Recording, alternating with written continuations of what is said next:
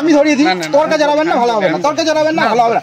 তর্কে জড়াবেন না, ভালো হবে না। দাঁড়ান, শান্ত। নাটোর, সামনে আসুন, একটু সামনে আসুন।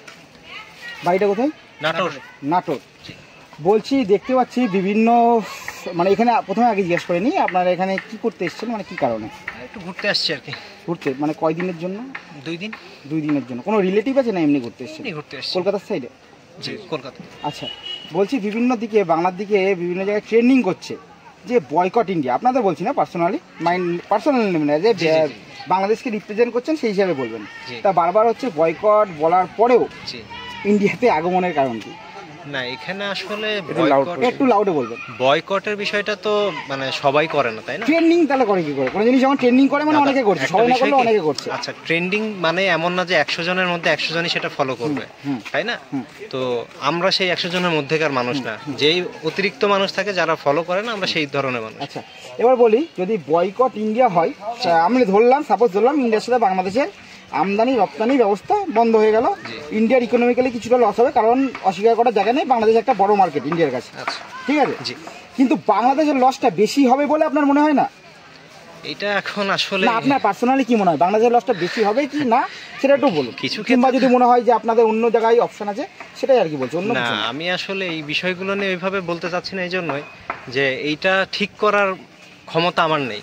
ঠিক করার, অ্যাজ এ সাধারণ নাগরিক হিসেবে আপনাকে জিজ্ঞেস করেছি যে ঠিক মানে কি লসটা বেশি হবে না কম হবে? অবশ্যই হবে, কারণ আমরা এটা বলতে অস্বীকার করা যাবে না যে বাংলাদেশ এখনো ইন্ডিয়ার কিছু বিষয়ের উপরে, মানে কিছু কিছু খাবার দাবার হোক বা চিকিৎসা হোক, এগুলোর উপর, মানে কিছু না, মানে অনেক কিছুর উপরে মানে বেশ ভালোভাবে নির্ভরশীল। তো এটা তো অবশ্যই বাংলাদেশের মানুষের জন্য, যারা বিশেষ করে আর্থিকভাবে খুব বেশি স্বাবলম্বী না, মানে অন্যান্য ডেস্টিনেশনে যাদের চিকিৎসা হোক বা ঘোরার ইচ্ছা হোক, এটা সম্ভব না, তারা অবভিয়াসলি তো একটা থাকবেই। আর বাংলাদেশে মানে এই সংখ্যক মানুষ খুবই কম আছে যে ভারত ছাড়া অন্য দেশে যেতে সক্ষম আছে, অস্বীকার করার জায়গা নেই, আছে, কিন্তু সেই সংখ্যাটা তো খুবই কম।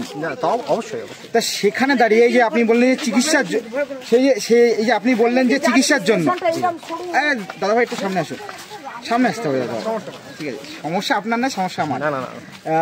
এবার হচ্ছে ব্যাপারটা যে চিকিৎসা করতে আসলেন, ঘুরতে আসছি, অনেকে তো চিকিৎসা করতে আসে, সেই ক্ষেত্রে বাংলাদেশের চিকিৎসা ব্যবস্থা আপনার কি মনে হয় ভারত থেকে এগিয়ে গেছে?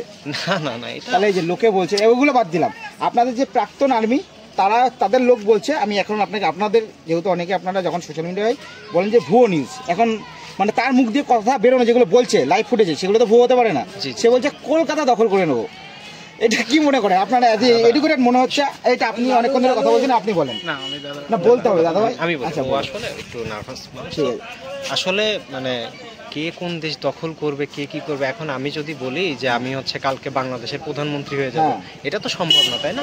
যদি তো এটা মানুষের মুখ আছে, মানুষ না, আপনাদের একজন প্রাক্তন সেনাকর্তা, সাধারণ মানুষ বললে আলাদা ব্যাপার, যে ওপরে মসনদে বসে আছে তারা বলছে। আপনার কি মনে হয় এটা বাস্তবে কোনোদিন সম্ভব যে বাংলাদেশ ভারতে কলকাতা দখল করে নেবে? এটা তো আমি তো এটা নিয়ে আসলে বলতে পারি না। আপনার মনে হয় কি এটা তো সম্ভব না, এটা করা সম্ভব না, এটা বাংলাদেশের সেই শক্তিও নেই আমার বিশ্বাস।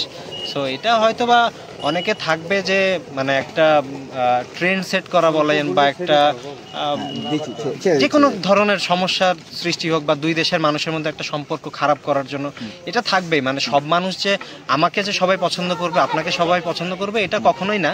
আপনাকে একজন অপছন্দ করতেই পারে, তো সেটার জন্য চুগলি করার জন্য আমি একে যে বলতেই পারি যে ওই মানুষটা খারাপ, সো এটা বলতেই পারে। তো কে কি বললো এটা নিয়ে আসলে আমরা কখনো ভাবি না। আমাদের মনে হয়েছে, কিন্তু আমাদের এই মুহূর্তে মনে হয় বাংলাদেশে যতজন মানুষ আছে ম্যাক্সিমাম মানুষ হচ্ছে ভারত বিদ্বেষী, এটা অস্বীকার করার জায়গা নেই। ম্যাক্সিমাম, আমি বলছি না যে সবাই, কিন্তু ম্যাক্সিমাম, এটা তো সত্যি কথা, ম্যাক্সিমাম মানুষ ভারত বিদ্বেষী। সেখানে দাঁড়িয়ে মানে এই যে সম্পর্কটা বা এই যে ভিসার ব্যবস্থাটা, এটা কি আপনার মনে হয় পরবর্তীকালে সম্পূর্ণ ভিসা আপাতত কিছুদিনের জন্য বন্ধ হয়ে যাবে বাংলাদেশের সাথে ইন্ডিয়া?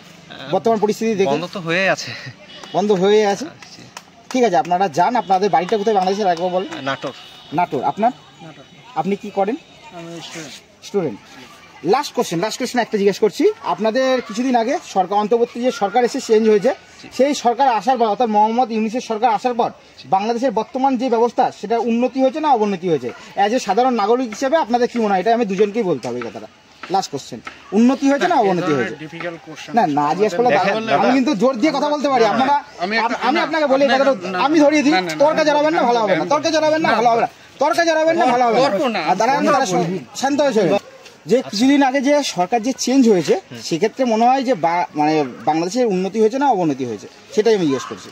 এটা আসলে সাধারণ মানুষ হিসেবে যারা আমরা মানে খুবই মধ্যবিত্ত পরিবারের, আমাদের মনে হয়েছে যে অবস্থার খুব বেশি পরিবর্তন হয়নি। তবে অনেকে অনেক কথা বলবে, এটা তো নিয়ে আমরা তো আসলে তর্ক বিতর্ক করতে পারি না। আমাদের জীবন আমরা আমাদের মতো লিড করে চলে যাচ্ছি। তো এটা নিয়ে আসলে বিষয়টা কি যে আমাকে যদি বলা হয় যে আপনার দেশ ভালো কি খারাপ, এখন আমি যদি বলি খারাপ, আমাকে তো আমার দেশে ফিরতে হবে, তাই না? তো এইটা মনে হয় না যে এই প্রশ্নটার উত্তর আমার নেগেটিভ দেওয়া বা পজিটিভ দেওয়া উচিত। আমার মনে হয় নিউট্রাল থাকাটা আমার জন্য বেটার। ঠিক আছে, ভালো থাকবেন। আপনি কি করেন? আমি স্টুডেন্ট। ঠিক আছে, ভালোভাবে ভারতে আপনাদের